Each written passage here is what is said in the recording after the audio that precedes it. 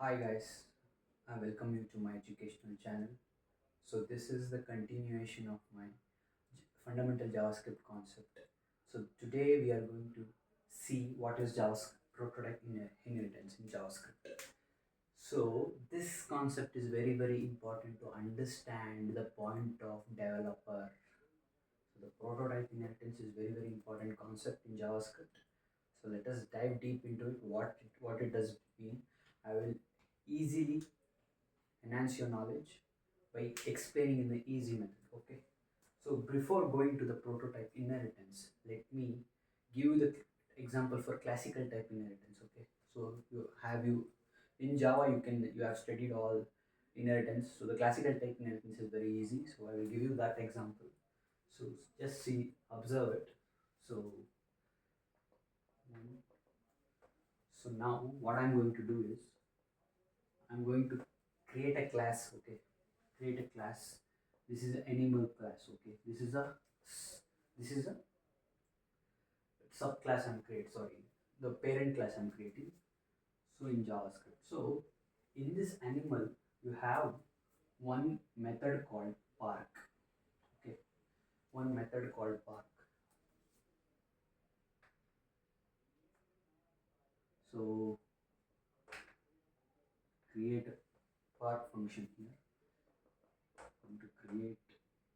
Sorry, sorry for that. Okay.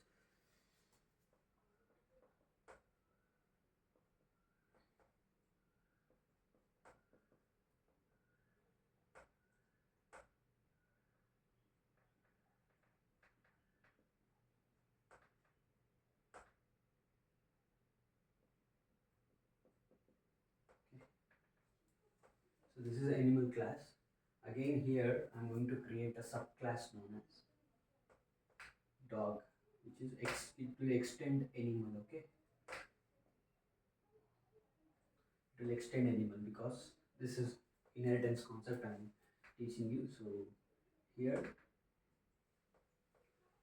so if it extends the animal, it has the, what is that, it has the access to this park function. All right, so what I'm going to do is I'm going to create the in animal instance class. Right, I'm going to create a dog instance. So anyway, the dog will extend the animal, so that it is extending the parent class. So I'm going to create a object for that. So I'm going to give a d1 as a reference variable, and in the new, using new operator, so I'm going to create a dog instance. All right. So d1 has an access to bark function. So d1 dot bark I'm calling. Okay. So when you call this function, just imagine this is not a JavaScript. Just imagine this is a Java. Okay. So what happens is when you call this bark function, every time you create an instance. Okay. Every time you create an instance. So every time you create an instance, so d2 dot bark I'm calling.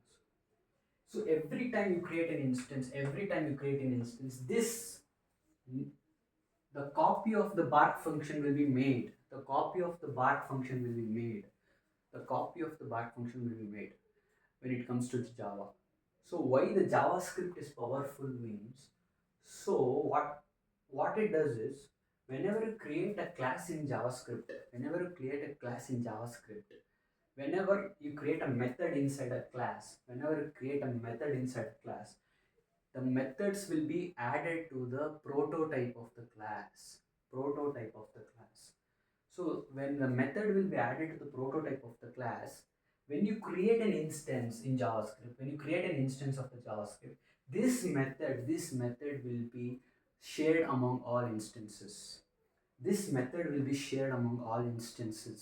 So that enough memory usage, and you can save the memory in the dynamically typed language like JavaScript. So this is how the JavaScript is very powerful in terms of a prototype inheritance. This is what we know, what is known as a prototype inheritance. So what happens is, whenever you create a, in the subclass, when you create a method which is extending animal, so what happens is it has the access to this method.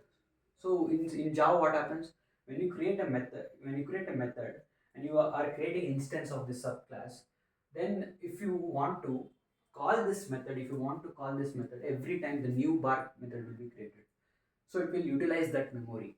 It will utilize that memory. So in JavaScript, what happens is that this method will be shared among all instances. So this is what the understanding of prototypal inheritance is. So this is how it works. So this is what the example I've given you. So next, come to the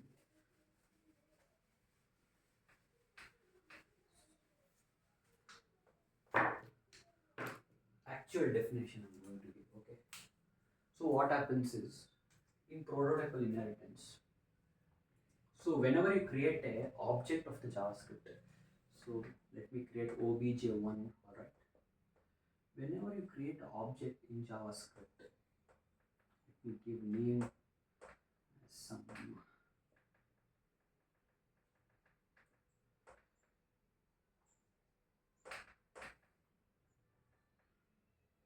Okay.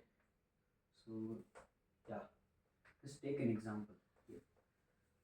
Whenever I'm creating an object in JavaScript, whenever I'm creating an object in JavaScript, the JavaScript will be that object will contain the hidden property known as a prototype. It will contain the hidden property known as a prototype. So this prototype will point towards the one method called object dot prototype. Okay, object dot prototype. It will point towards the object dot prototype, and this object dot prototype has all the fundamental methods and properties which can be accessed by all JavaScript object, which can be accessed by all JavaScript objects. This is what I said. JavaScript is all about objects, my dear friends. It's all about objects. The understanding of the object concept is very, very important in JavaScript. So this prototype has, which will in turn, it will point towards the object or prototype. Object prototype is a prototype which contains all the methods and properties which can be accessed by all JavaScript object. So this is what prototypal inheritance is, and this prototype has object or prototype. So I will tell you the concept of prototype chain now. What is prototype chain, right? Another important concept is prototype chain, right? So what is prototype chain? So whenever you just assume that you are searching a property in this object, you're searching some property in this object. So for example, I want to access this obj1.age, right? So the output will come as 21, right? 21. So whenever you try to access the property of the object, first what happens is it will search the property within the object. So this prototype is a hidden property. I am not writing it. If you create this object, when you execute in the JavaScript V8 engine, this prototype will be created automatically. Automatically. Okay. So what happens is whenever you want to search for the property,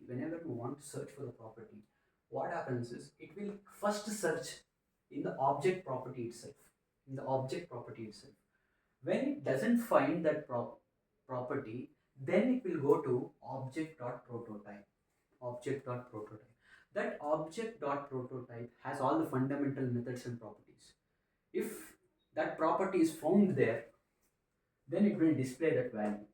If it is not found, it will not. It will throw undefined or something like that.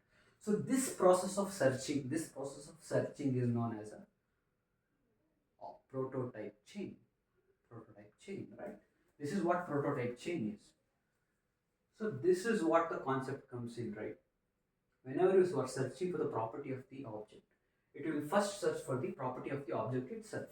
When it doesn't find the property, it will go to the prototype property. So in that prototype, you have an object or prototype. In that, it will search for the properties. So this is how the concept of the prototypal inheritance is. So this is pretty much understanding of the concepts of the prototype chain, prototype inheritance. So this is what it's there. So yeah, hope you understood. Another last thing I want to say is another one second. Another one major difference between the prototype and underscore proto underscore. What is the difference between these two? Prototype and proto. I will tell you. So this first, I'm going to take underscore proto underscore. So this is the internal property of the object dot prototype. Internal property of the object dot prototype. So this underscore proto underscore, it will point towards the original object whatever you created. For example, previously I created object one like name and age, right? This internal property of the object dot prototype will point towards that prototype object. I will give you the clear understanding here. One second.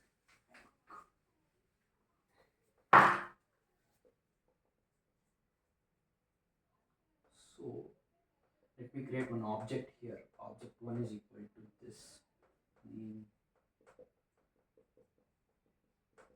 age.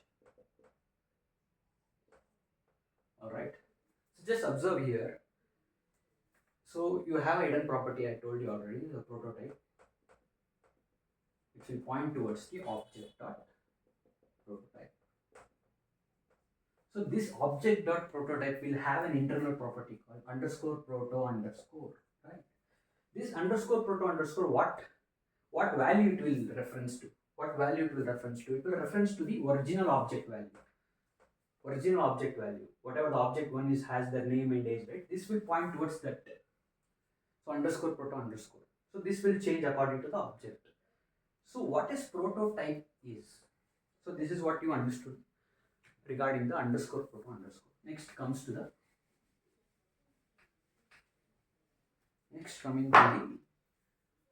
what is that? Prototype, right? Prototype. So the prototype is nothing but it is the property of the object constructor function, right? Object constructor function. What is a constructor function? Constructor function. What is a constructor? Constructor, it is used to initialize the instance of a class, right? So if you have a object, it will be having the object constructor function, right? So inside that constructor function, this prototype will be defined. Inside that constructor function, this prototype will be defined. So don't get confused between prototype and underscore proto. These are two different things. Underscore proto underscore is the internal property of the object or prototype. But prototype is the property of the object constructor function. That's it. So this is what is, and yeah, that's it for this session. So just keep reminding of these examples for proper understanding of the prototype inheritance concept. So thank you for this theoretical session. I'll see you in the practical sessions in the upcoming sessions. Thank you so much.